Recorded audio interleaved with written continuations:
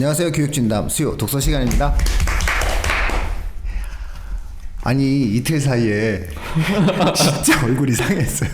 아, 제가 아니 뭐 이사를 혼자 했어요? 아니 거의 혼자 아니 정말 한 것도 없거든요. 아니 이사는 이삿짐 그분들이 해주시지. 그러니까 다 해주시는데 혼자서 짐을 날른 것 같아. 리어카로. 이게 막 뭔가 대학 때 그 방언기던 네. 그런 느낌이야. 그 리어카로 막 자기도 옮기고 막 그러잖아 이제 예, 막 뭐 떨어지고 막 이러고 그러니까. 깨지고 뭐 하나 하여튼 이사할 때마다 뭐 하나 없어지고 부서지고. 리어카 어디서 빌려갖고 막 이렇게 이사하던 그때 느낌이 지금 굉장히 많이 나고 있습니다.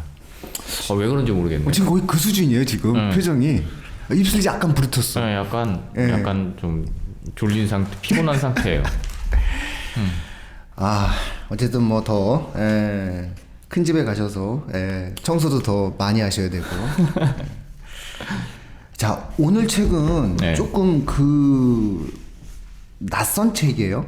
아마 이 책은 알고 계신 분들이 그렇게 많지 않을 것 같아요.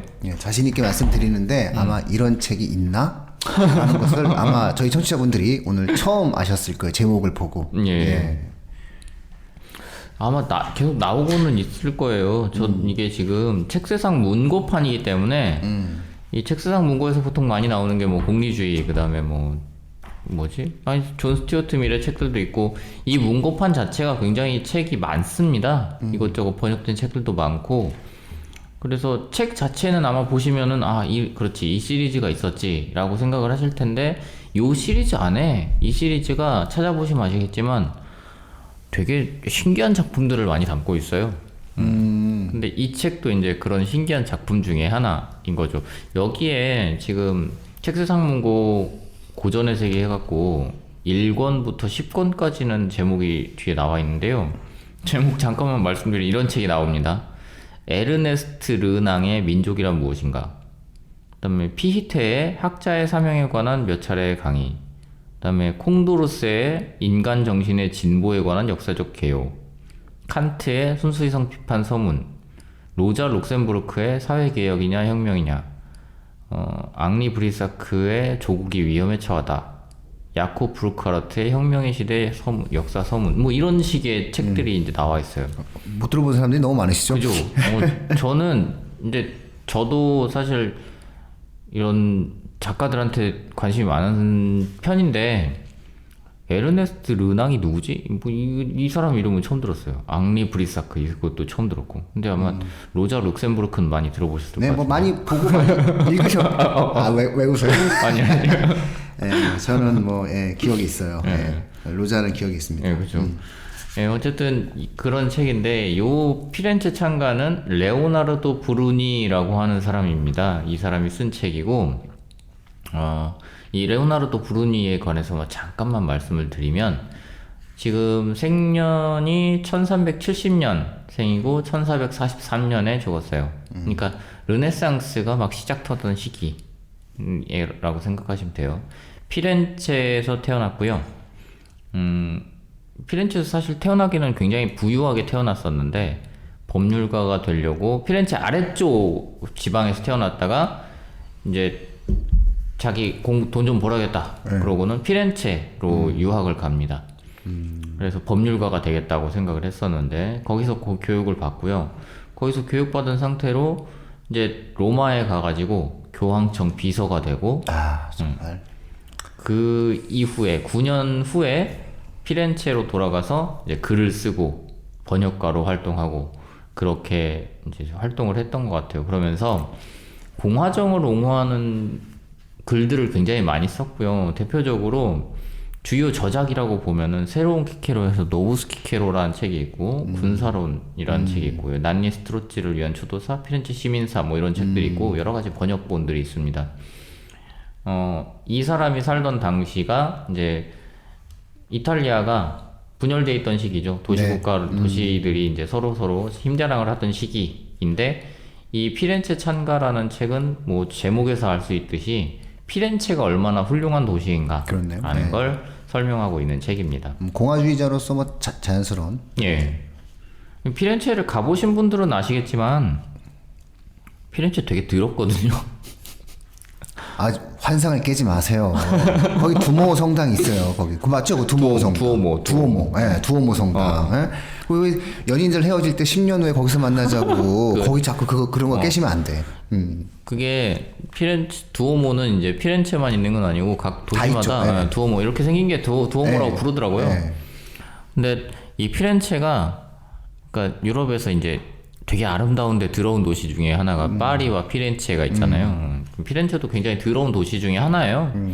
근데 여기에 안에 들어가 보면 읽다 보면은 피렌체는 너무도 청결하고 정갈한 곳이기에 다른 어떤 도시도 이보다 깨끗할 수 없을 것으로 보입니다. 이렇게 그때 그랬겠죠. 이때는 깨끗했던 거야. 그러니까 새 집이었던 거지. 상대적으로. 네.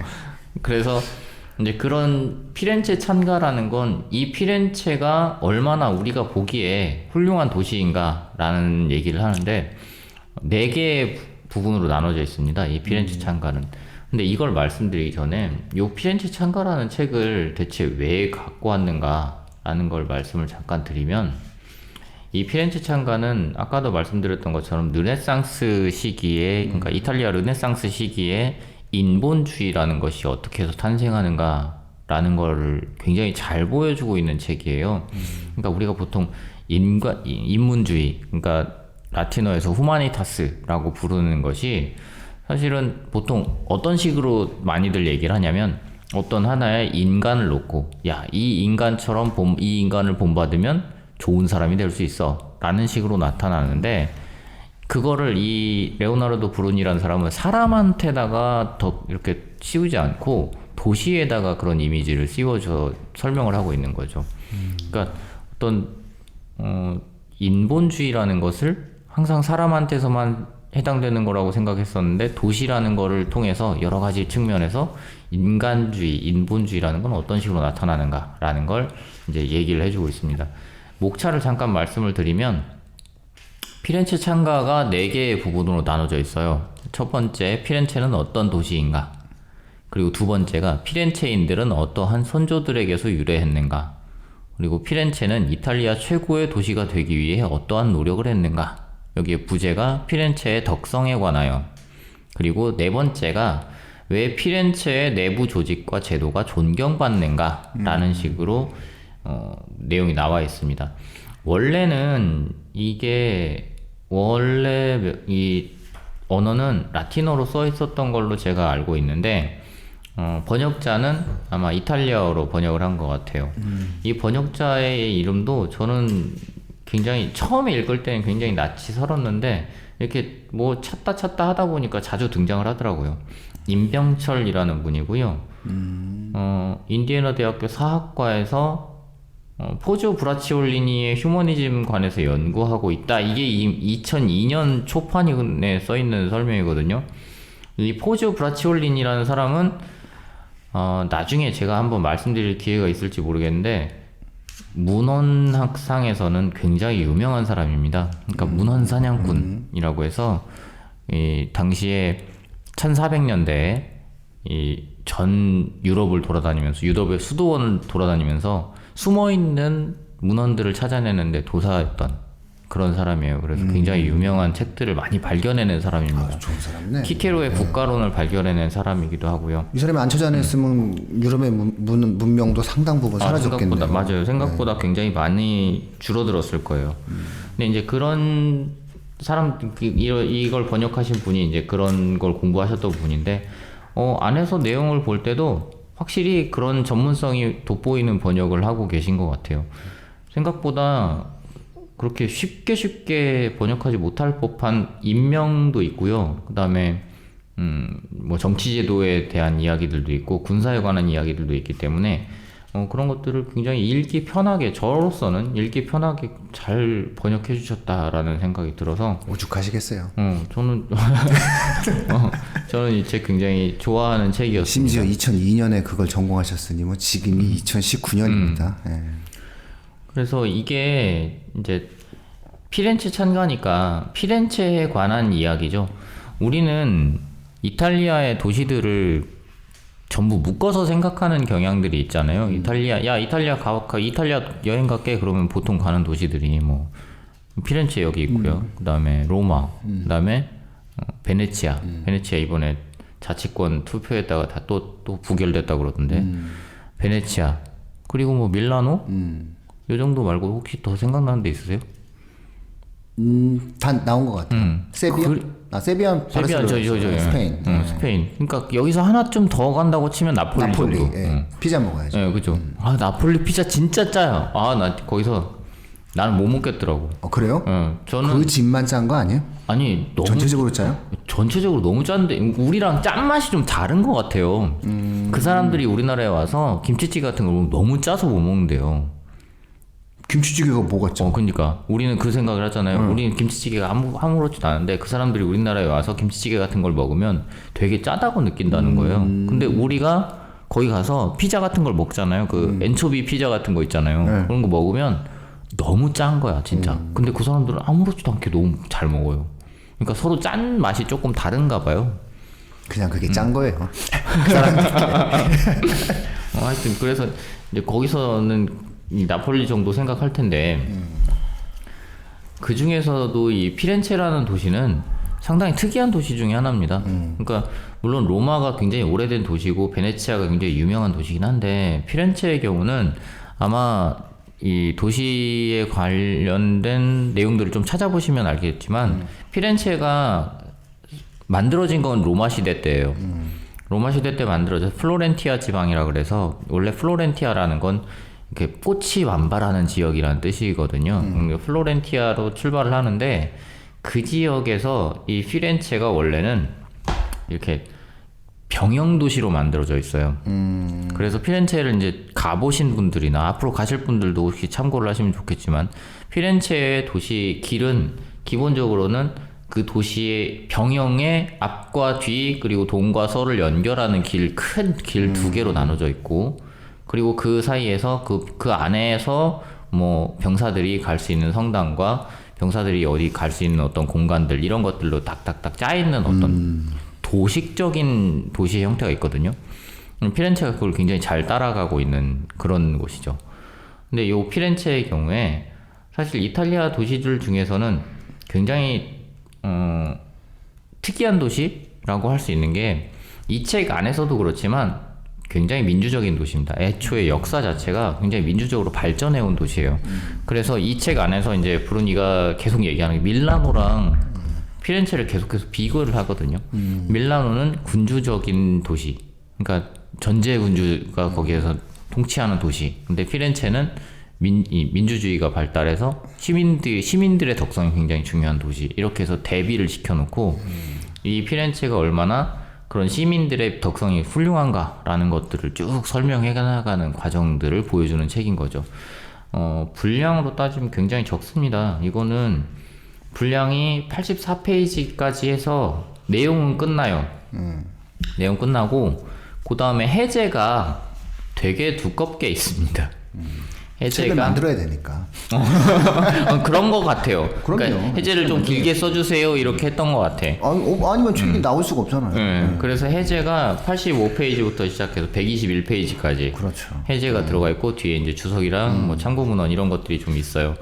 근데 해제를 읽어보셔도 해제를 읽어보시면 굉장히 도움이 많이 됩니다. 해제가 생각보다 분량이 많기 때문에 설명을 굉장히 자세하게 해놓고 있거든요.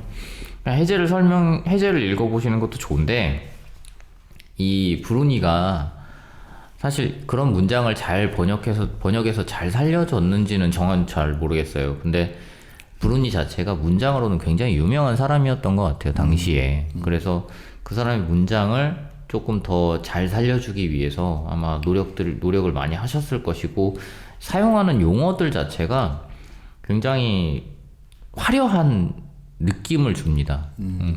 그래서 읽을 때 문장이 조금 길다고 느끼는 경우도 있긴 할 텐데 문장 자체가 막 뭔가 너무 현학적이거나 뭐 읽기 어려울 정도로 굉장히 막 길게 쓴다거나 어렵게 쓴다거나 그렇지는 않아요. 근데 약간의 배경 지식이 있으면 읽기는 훨씬 더 좋아집니다. 그러니까 로마 시대에 관한 배경 지식, 로마인 이야기 같은 거 한번 읽어봤으면 읽을 때 아는 이름들이 굉장히 많이 등장하기 때문에 훨씬 더 재밌게 읽을 수 있다는 생각도 있어요. 근데 이걸 읽을 때 주의해서 읽었으면 좋겠다라고 생각하는 건 어떤 거냐면 그러니까 이 브룬이라는 사람이 쓴 이 책을 보다 보면 순서도 그렇지만 안에서 내용 전개를 하는 과정들도 굉장히 수사학적인 내용을 갖고 있어요. 그러니까 저희가 예전에 소개해드렸던 뭐 수사학 레토릭 이런 책들을 읽어보셨으면 그런 책들이 실제적으로 글을 작성할 때는 어떤 식으로 적용이 되는가라는 걸 보여줄 수 있을 법한 그런 책이라고 생각을 하시면 돼요. 제가 예전에 마키아벨리의 군주론 말씀드릴 때도 군주론이라는 건 사실 수사학의 법칙에 굉장히 잘 맞게 서술된 책이다라고 말씀을 드렸던 적이 있는데 이 브루니의 피렌체 찬가는 기본적으로 그 연설에 그러니까 글로 쓴 거거든요. 원래 연설을 목표로 한 건 아닌데 마치 연설하는 것처럼 그렇게 글을 구성하고 있어요. 그래서 아마 번역자도 그것 때문에 이 글을 존칭으로 번역을 하신 것 같아요.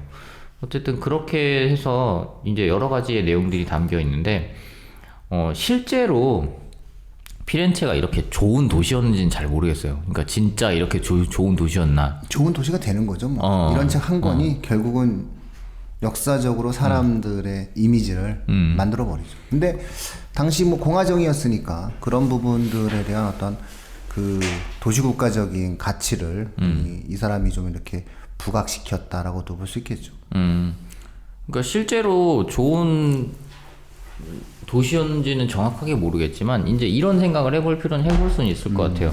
그러니까 우리가 이제 제가 계속 고민하고 있는 책 하나가 있어요.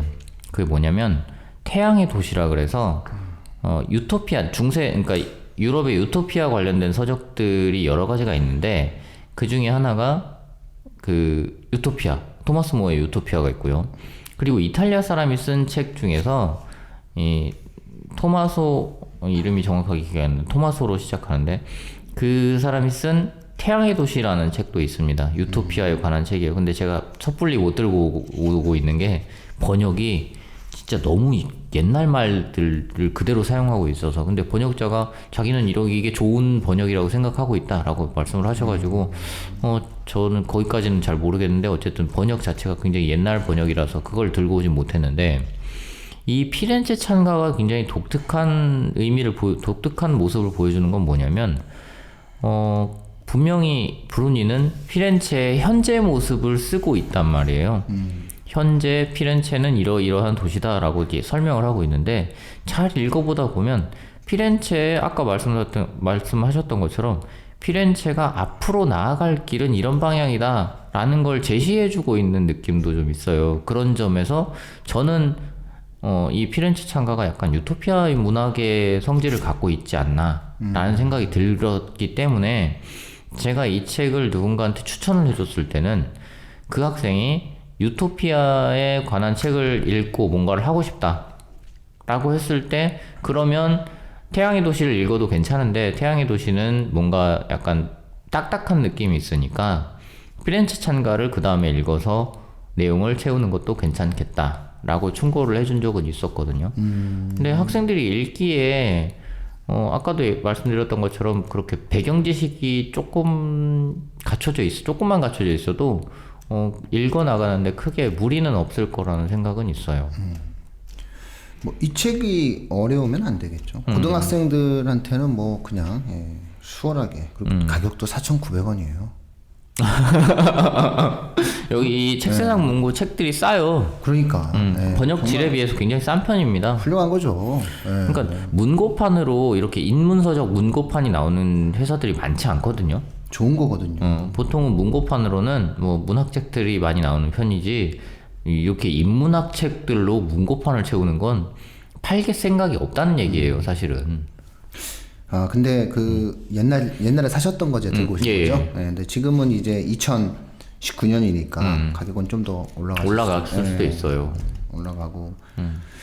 근데 이제 청취자분들께 뭐 제가 첨언을 해드리자면 요 책이 쓰여진 시기가 우리가 이제 생각했을 때 이제 왜 르네상스라는 말을 하고 그 다음에 이탈리아의 도시를 얘기하잖아요. 그러면 이제 우리나라 학생들과 대부분의 우리나라 사람들의 시대의 개념이 일치하지를 않아요. 뭐 웬만하면 다 영조 정조인 줄 알아. 근데 이 시기는 고려 말 조선 초예요. 이 사람은 정도전이랑 동급인 거예요. 굳이 우리가 이 사람이 어떤 사람이냐 시대적으로 우리가 한번 따져본다면 이 브루니는 정도전이에요. 그 시대상으로 딱 그 네, 정도. 딱 정도전이에요. 그리고 피렌체는 고려 수도 개성이에요. 병난도 다 이 느낌 이해하시면 돼요. 그래서 제가 항상 그 비유하기 좋아하는 게 이때 당시 아마 피렌체가 인구가 10만 정도. 그러니까 유럽의 아마 3대 도시 정도의 개념일 거예요. 그래서 아마 되게 번성했던 도시들 중에 하나로 이제 우리가 표현을 할 수 있는데 아마 인구가 왜 중요하냐면 고대 도시에서 인구가 왜 중요하냐면은 소비를 하기 위해서 배우지도 필요한 것이고 그 다음에 거기에 관련된 다양한 형태의 시설이 필요하잖아요. 그래서 공간에 대한 어떠한 집약도가 당시 고대 사회에서는 되게 중요한 문제이기 때문에 우리가 역사적으로 지금과 다른 개념을 이야기할 때 인구를 얘기하거든요. 사실 지금도 인구 얘기하잖아요. 지금 네, 서울이 그렇죠. 몇 만이다. 많이 얘기하죠. 네? 여기도 몇 만이다. 이렇게 얘기하는 것처럼 사실 인구는 도시의 규모와 공간, 그 다음에 그 도시가 발전해 나갈 수 있는 문화적 축적의 힘을 가장 잘 설명해 줄 수 있는 부분이거든요. 그런 맥락에서 이제 이 피렌체를 보시면 되는 거고, 당시 고려의 개성이 인구가 30만이었어요. 굉장히 크네요. 우리가 코리아가 된 이유가 있는 거예요, 다. 그래서 유럽의 3대 도시들보다도 훨씬 더 거대 규모의 무역항을 갖고 있었던. 그래서 사실 이제 역사적인 맥락에서는 이제 12세기쯤 이제 이루어지게 돼. 11세기, 12세기 때부터 사실은 이제 그런 힘을 가졌죠, 고려가. 그 다음에 200년 후에 이제 이게 조선이 만들어진 거잖아요. 그래서 조선이 정도전이 새로운 왕도를 만들어내면서 한양이라는 계획도시를 일단 신도시를 만드는 거잖아요. 이 신도시를 만들어가는 과정에서 초창기 이제 그 한양의 인구가 사실은 한 20만 정도 되거든요. 그런 그러면서 이제 경복궁을 그때 당시 막 건설하고 새로운 형태의 도시를 성곽을 만들고 움직이는 어떤 그런 과정이 있는 거죠. 그래서 아마 이 피렌체를 그 시기와 이제 동등하게, 그러니까 유럽에 있어서 그런 어떤 내용들로 본다면은 상당히 이 책이 더 재밌을 수 있어요. 그러면서 이제 여기 보면은 이제 시민권이라는 개념이 나오잖아요. 그렇죠. 그래서 상당히 서양의 문명이 우리나라의 문명과는 다르게 법리적 형태로 이제 변화되어지고 그것을 개인에 대한 어떠한 개별화된 내용들, 개인의 어떠한 권한들, 개인의 어떠한 권리와 의무적인 측면들 이런 것들이 이제 발전되어 가면서 그게 결국은 200년 후에 근대적 시민혁명의 어떤 차이로 나타난 게 아닌가 이렇게 이제 우리가 볼 수 있는 어떤 부분들이 있는 거고요. 그래서 요걸 또 보시면서 왜 피렌체 내부의 조직과 제도가 존경받는가 이제 이런 항목들도 있잖아요. 쭉 내용이 만들어지면 또 역시 또 우린 뭘 생각하면 되냐면은 이제 조선의 경국대전을 생각하면 돼요. 아니 그 정도쯤 되면 막 한국사 뭔가 막 빠삭하게 깨고 있는 학생들 정도가 돼야 되는 거 아니에요? 그러니까 이걸 이제 제가 그래서 말을 해주는 거예요. 이거 막 읽는데 아직 개념이 없어지면 재미가 없거든요. 그래서 이걸 이렇게 이제 이 방송 하나만 들어도 뭔가 이렇게 시대만 맞아줘도 오히려 이 책의 가치가 더 높아지거든요. 그러니까 학생들이 느끼기에 어떠한 체감적인 형태가 상당히 이 시기다. 굉장히 몇백 년 전의 일이었던 거고 이 시대적 감각을 알아야지 이제 학생들이 글을 읽을 때 이것에 대한 어떤 가치적인 부분들을 좀 받아들일 수 있거든요. 그래서 생각 외로 이제 고전이다 우리가 흔히 고전이다라고 얘기를 했을 때 아주 고전에 대한 이야기가 갖고 있는 것은 어쨌든 인간에 대한 생각이니까 그렇죠. 그 자체에서 내용을 이야기하지만 이 책은 사실 역사적인 맥락 속에서 당대의 시대 상황을 이해해야 되는 거기 때문에 제가 이제 어느 정도 이런 부분들이 있지 않겠냐라는 것을 이제 미리 좀 말씀을 좀 드리고 싶어가지고 이 부분에 대해서 이제 이야기를 한 거죠. 사실 뭐 이거 외에는 뭐 할 얘기도 없고. 그러니까 이제 이런 책들이 의미가 있는 건 어떤 거냐면 현대 정치 사상들은 역사와 분리돼서 나타나는 경향이 굉장히 강하단 말이에요. 근데 요 책이 쓰여지던 시기 정도가 됐을 때는 역사는 항상 정치 이론과 함께 간다고 이 책 앞에서도 이제 서술을 하고 있어요. 그래서 역사와 정치 이론이 함께 간다. 그러니까 역사라는 건 항상 그 당시 정치 이론이 함께 간다는 건 정치적인 어떤 이상향을 만들어 놓고 그 역사가 흘러가는 것에 따라서 그 정치적 이상향을 자꾸 이렇게 달성하려고 노력한다라는 식으로 나타나기도 하거든요. 그러니까 아까 말씀하셨던 것처럼 우리나라의 조선 고려 시대, 조선 시대에서 나타났던 정치 이론들도 사실은 역사적인 맥락 안에서 그렇게 살펴볼 수밖에 없는 거란 말이에요. 그러니까 이런 책들을 읽을 때 그렇게 제가 이제 이 책을 굳이 이렇게 말씀드린 이유는 항상 뭐 우리 정치외교 쪽의 책을 읽어봐라라고 하면 항상 학생들이 읽는 책들이 보통은 현대 정치 이론에 관한 책들, 그러니까 많이 가봐야 1900년대 초반 이런 데서 나오는 정치 이론에 관한 책들을 많이 읽는 편인데, 저는 정치 외교 쪽에 관심 있는 학생들한테는 항상 역사책을 훨씬 더 많이 읽어야 된다고 추천을 하는 편이에요. 그게 뭐 역사에서 뭔가를 뭐 현대 정치 이론에 배워서가 아니고 그때 역사서가 그 당시의 정치 이론에다 미치는 영향들이 있기 때문에 그런 영향 관계를 파악하기가 굉장히 좋은 책들이라는 생각이 들고 있거든요. 그래서 이 책의 경우도 어떤 유럽에서의 정치 사상 같은 것들이 어떻게 변화해야 되는가라는 것에 대해서 그 모습을 일면 파악하기 좋은 그런 책이라는 생각이 듭니다. 아주 좋죠. 짧고. 네, 짧고 일단 짧으니까. 네, 짧으면 굉장히 좋아요. 네. 네. 그런 또 맥락에서 또 아까 이야기를 좀 이어서 좀 말씀을 드리면 이제 건축에 대한 이야기가 막 나오잖아요. 네. 도시에 대한 공간에 대한 이야기를 하는데 할 수밖에 없는 거예요. 그렇죠. 이 시기에는 이 얘기를 안 할 수가 없는 거고. 그러니까 사실상 그 개성에서 우리가 한양으로 천도했을 당시에도 제일 먼저 건축을 하잖아요. 성곽을 짓고 건축을 하고 경복궁을 짓고. 그러니까 어마어마한 건축물이거든요. 이 경복궁이라는 게 사실은 그 임진왜란 때 불이 타서 그런 거고 전각이라든가 이런 내용들이 소실되어서 그런 거지, 이 궁성을 주변으로 둘러싸고 또 어떤 관련된 형태에 대한 내용을 만들고 문을 만들고 어쨌든 이런 어떤 부분들이 해서 원래 광화문을 기준으로 해서 이제 궁궐이 시작되거든요. 그래서 이 광화문 정동쪽이 정동진, 광화문 정남쪽이 정남진 이러면서 이제 조선 팔도를 이렇게 이제 방위로 이제 만들어가는, 그러니까 이런 어떠한 중심성에 관련된 어떤 이야기이기 때문에 그런 어떤 생각들을 조금씩 하면서 이렇게 본다면은 이 시대의 어떤 피렌체의 어떠한 건축에 있어서 만약에 광장의 문화가 만들어진다라고 했을 때 그 광장의 문화는 결국은 우리나라의 광장의 문화는 경복궁 근정전이죠. 그 경복궁 근정전이 광장의 문화인 거예요. 왜냐하면 왕과 신하만 정치하는 거니까.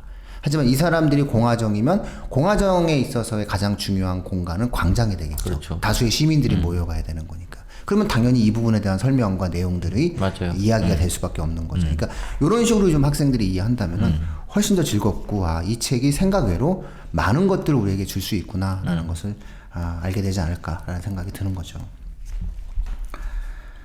뭐 그런 과정에서 이 책세상 문고의 다른 책들을 찾아보셔도 좋습니다. 그냥 뭐 좀 그렇죠. 저는 이제 사회개혁이나 혁명이나. 네, 그러니까 거기는 지금 이렇게 몇 권 안 나왔는데 이 책세상 문고 이 시리즈가 굉장히 길어요. 되게 많이 나와 있어요. 그래서 정말 그 존 스튜어트 밀의 공리주의 같은 것도 이 시리즈 안에 포함되어 있고 꽤 여러분 이제 학생들이 윤리와 사상이나 아니면 뭐 정치화법 쪽에서 이렇게 참고할 만한 그런 책들이 생각보다 많이 나오고 있으니까 그런 것도 한번 이렇게 시리즈 한번 전체 뒤져보는 것도 나쁘지 않을 것 같아요. 저는 그 세 번째 책 인간 정신의 진보에 관한 역사적 개요. 이거 한번 읽어보고 싶네요. 혹시 인간의 정신은 진보하는 거야? 응? 퇴보하는 게 아니야? 이러면서 진보한다면 진보의 이유가 뭐야? 이러면서. 저도 피히테는 이름만 들어봐가지고. 아니 이 피히테는 그 학자의 사명에 관한 그래요? 어떤 거예요? 있어요. 누구 거예요? 이 사람은 마르퀴드 콩도르세. 콩도르세. 콩도르세. 이름만 들어봤던. 네, 이름만 들어봤던 콩도르세. 이분이네요. 칸트는 뭐 많이 들어보셨을 거고. 읽었으나 기억 안 나는 책이지 않습니까? 안 읽었어요, 칸트는. 네, 그래요? 쉽지 않은데. 칸트를 공부한 선생님한테 혼나기만 했고. 쉽지 않아요. 근데 어쨌든 뭐 쉽지 않다는 것은 읽지 않는 게 쉽지 않다. 우리 훈쌤의 처지상 읽지 않는 것은 대단히 어려운 일이었을 것이다. 그리고 그걸 읽지 않고 버텼다는 것 자체는 훈쌤이 생각보다 성격이 있는 사람이다. 죄송합니다. 어떻게 안 읽고 버틸 수가 있죠? 아니 그게 아니고 뭐 사실 이렇게 책이 모든 책들을 다 읽진 않아요. 모든 책들을 다 읽고 싶다는 생각이 들진 않아요. 특히 철학책들 저 읽고 싶지 않아요. 네. 네. 그래서 가끔 학생들이 이제 와서 물어보는 경우가 있어요. 어떻게 되냐면 당연히 읽었을 거라 생각하고. 지난번에도 네. 그랬는데 이렇게 이제 윤리와 사상이나 생활과 윤리를 공부하다가 네. 이해가 안 가는 부분이 있어서 저한테 오는 경우가 있어요. 네. 그럼 저한테 딱 와서 물어보면 저는 그걸 교과서적으로 생각하는 게 아니고 이거를 조금 더 어떤 사고하는 방식으로 생각하면 그게 정답이 하나만 존재하는 게 아닌 것 같은 거예요, 나는. 그러니까 이걸 이렇게 생각하면 이렇게도 할 수 있고 이렇게 생각하면 이렇게도 할 수 있다라고 설명을 하면 이제 애가 그때부터 어떻게 설명을 하냐면 아니 선생님이 이렇게 설명하셨는데 그러면 답이 뭐예요? 이렇게 이제 물어보는 거죠. 훌륭한 아니네. 애가 정말 훌륭한 걸요.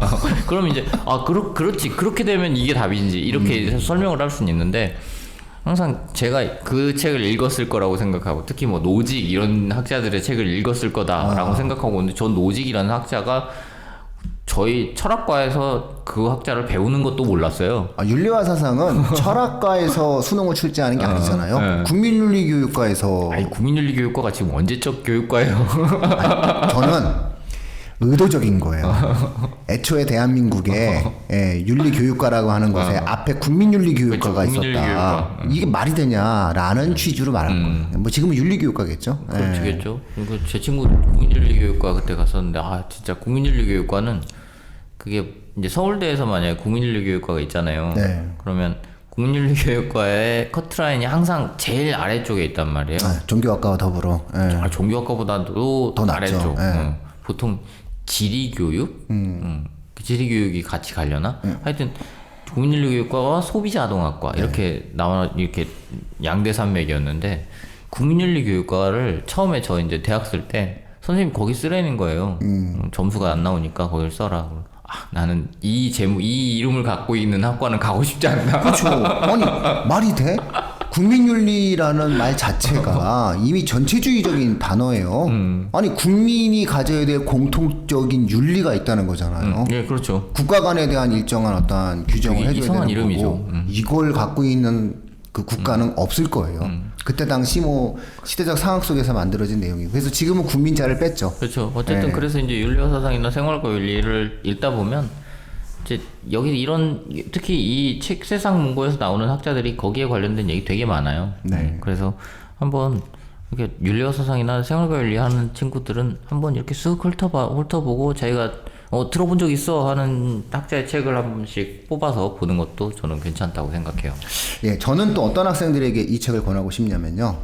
언론 정보 쪽이요.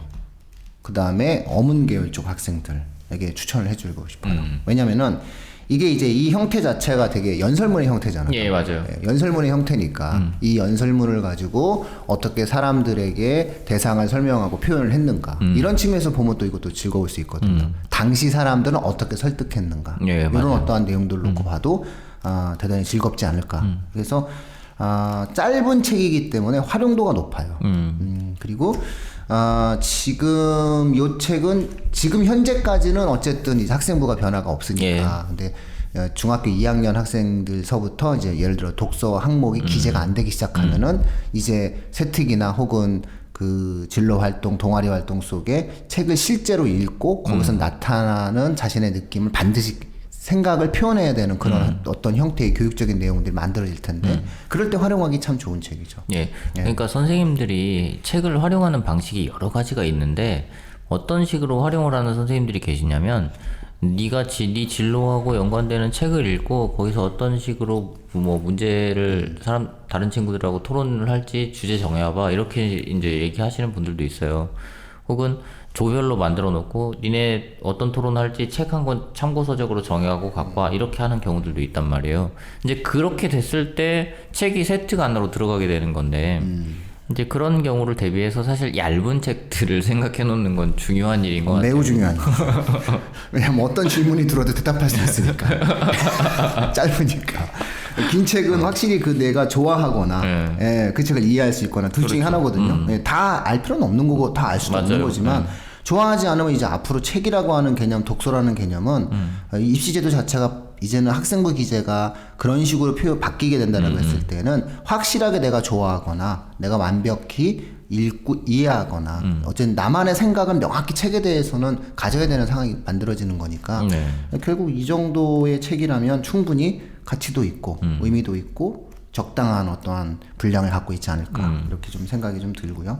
또 활용도가 되게 높으니까 예. 생각만 조금 시대적 시점만 조금 더 눈높이만 우리 학생들이 맞추면서 읽으면 좋은 내용이 있지 않을까 싶고 또 이런 것도 읽다 보면은 피렌체를 가게 돼요. 그럼요. 피렌체는 언젠가는 간다니까. 네, 언젠간 가게 되죠. 피렌체는 언젠가는 가고 갔을 때 이걸 아느냐 모르느냐에 따라서 보이는 게 다른 거예요. 그렇죠. 굉장히 중요해지는 상황이 만들어지는 거죠. 그래서 이 이탈리아 여행 필수품이다. 그러니까 피렌체 가서 맨날 거기 아울렛 프라다 가고 더몰만 가지 마시고 이걸 다 보면서 얘기를 할 수 없는 거죠. 그렇죠. 그래서 이런 것들 그리고 이제 이번에 이제 겨울 방학 때 의외로 이 방송 들으시는 분들이 보통 저희가 한 번 방송하면 10,000분 이상 듣거든요. 그러면 이게 이 방송을 들으시는 분 중에는 올 겨울에 이탈리아 여행을 계획하신 분이 한두 명은 있으실 거예요. 그럴 때 이 책을 보시고 꼭 반드시 보시고. 겨울에 이탈리아 피렌체 추운데.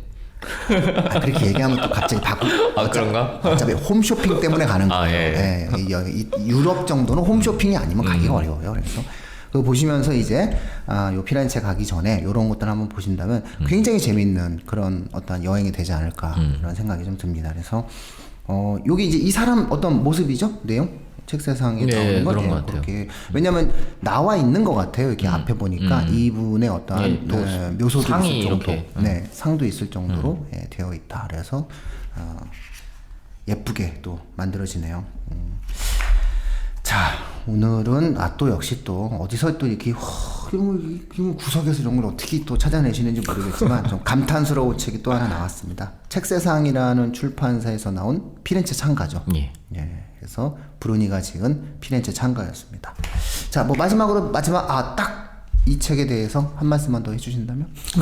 피렌체 잘 다녀오시기 바랍니다. 그렇죠. 그리고 지금 깨끗해졌을 거예요. 자, 오늘 교육진담 수요 독서 시간 마치도록 하겠습니다. 고맙습니다. 감사합니다.